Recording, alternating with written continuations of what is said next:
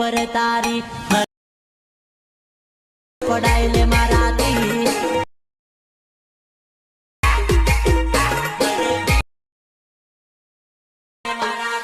घना खोटा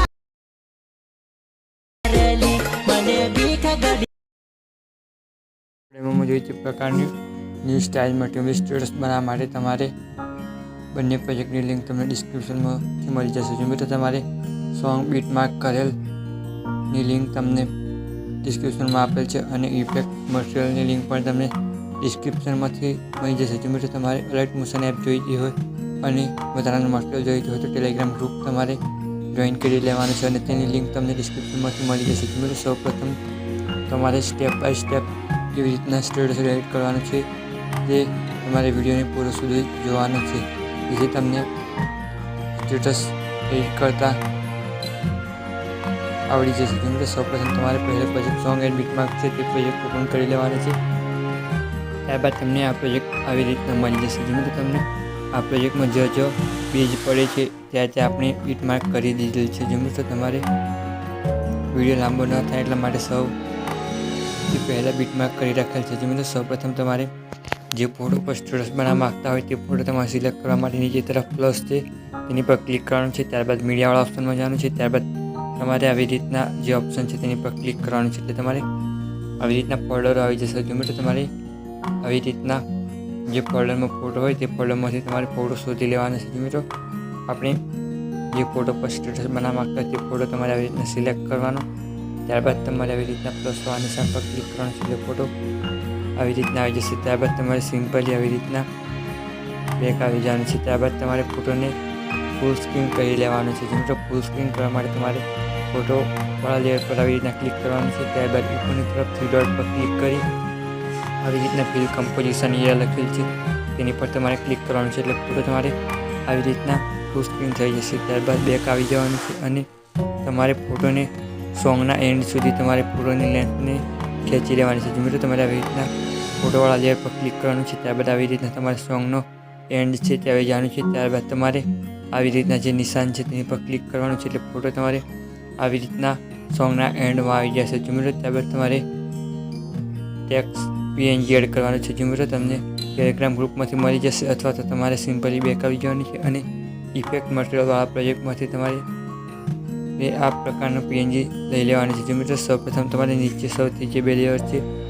તે બે લેયરને કોપી કરવા માટે આવી રીતના જે છેલ્લી આંખ આપેલ છે તેની પર આવી રીતના દબાવી રાખવાની છે. ત્યારબાદ તમારે તેની ઉપરનું આ લેયરને પણ આવી રીતના સિલેક્ટ કરી આ રીતના પ્લસવાળા નિશાન પર ક્લિક કરી કોપી 2 લેયર લખેલ છે તેની પર ક્લિક કરવાનું છે એટલે આ બંને લેયર કોપી થઈ જશે. ત્યારબાદ તમારે સિમ્પલી બેક આવવાનું છે. ત્યારબાદ તમારે ફોટોવાળા પ્રોજેક્ટમાં ફરીથી આવી જવાનું છે. ત્યારબાદ તમારે બંને કોપી કરી લેયરને પેસ્ટ કરવા માટે આ રીતના તમારે પ્લસવાળા નિશાન પર ક્લિક કરી તમારે પેસ્ટ 2 લેયર કરવાનું છે એટલે આવી રીતના તમારે લેયર લાગી જશે. મિત્રો ત્યારબાદ તમારે ઇફેક્ટને એડ કરવા માટે સિમ્પલી બેક આવવાનું છે. ત્યારબાદ તમારે ફરીથી ઇફેક્ટ મટીરિયલવાળો પ્રોજેક્ટ છે તે ઓપન કરવાનું છે. ત્યારબાદ તમારે આવી રીતના જે રાઉન્ડવાળી તમારે ગોળ ફરતી ઇફેક્ટ છે તે બંને ઇફેક્ટને આવી રીતના તમારે કોપી કરવા માટે આ રીતના તમારે વચ્ચેની જે બે આંખ છે તે બે લેયરવાળા કોપી કરવાના છે. મિત્રો તમારે આ રીતના દબાવી રાખવાનું છે. ત્યારબાદ તેની ઉપરનું પણ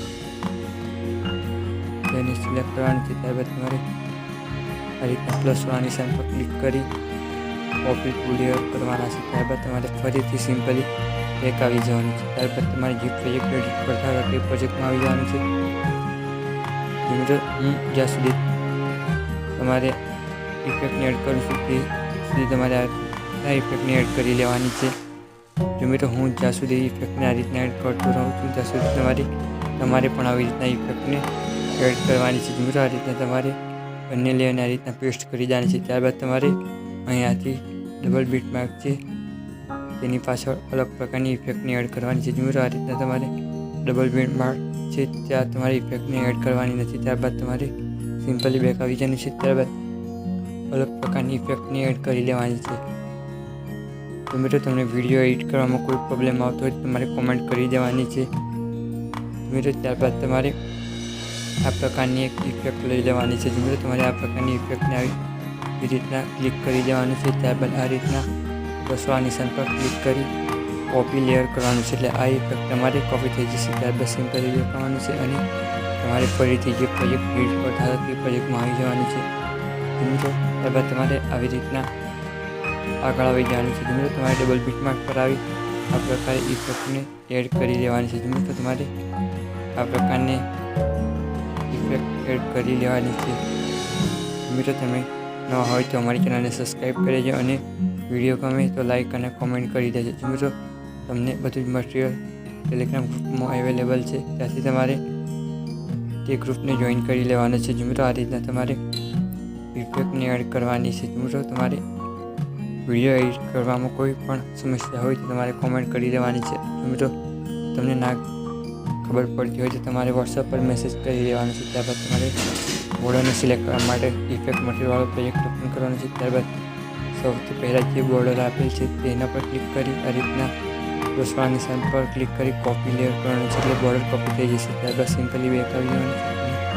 એક પ્રોજેક્ટ એડિટ કરતા હતા તે પ્રોજેક્ટમાં જતું રહેવાનું છે. ત્યારબાદ તમારે આવી રીતના પ્લસવાળા નિશાન પર ક્લિક કરી પેસ્ટ લેયર કરવાનું છે. એટલે આ તમારી બોર્ડર આવી રીતના લાગી જશે. મિત્રો ત્યારબાદ આપણું સ્ટેટસ બનીને રેડી થઈ ગયું છે. મિત્રો ત્યારબાદ તમારે લોગો એડ કરવો હોય અથવા તો તમારે વધારાનો કોઈ પણ મટીરિયલ એડ કરવું હોય તો આવી રીતના પ્લસવાળા નિશાન પર ક્લિક કરી મીડિયાવાળા ઓપ્શનમાં જવાનું છે. ત્યારબાદ તમારે કોઈ પણ જે પ્રકારનો તમે લોગો એડ કરવા માગતા હોય તો કરી લેવાનું છે. ત્યારબાદ તમારે સ્ટેટસને સેવ કરવા માટે ઉપરની તરફ જે નિશાન આપેલ છે તેની પર ક્લિક કરી વિડીયોની નીચે 1080 FHDની જગ્યાએ 720 HD કરી દેવાનું છે. ત્યારબાદ તમારે એક્સપોર્ટ કરી લેવાનું છે. મિત્રો તમને સ્ટેટસ એડિટિંગ ગમે હોય તો તમારે અમારી ચેનલને સબસ્ક્રાઈબ કરવાની છે અને લાઈક અને કમેન્ટ કરી દેજો.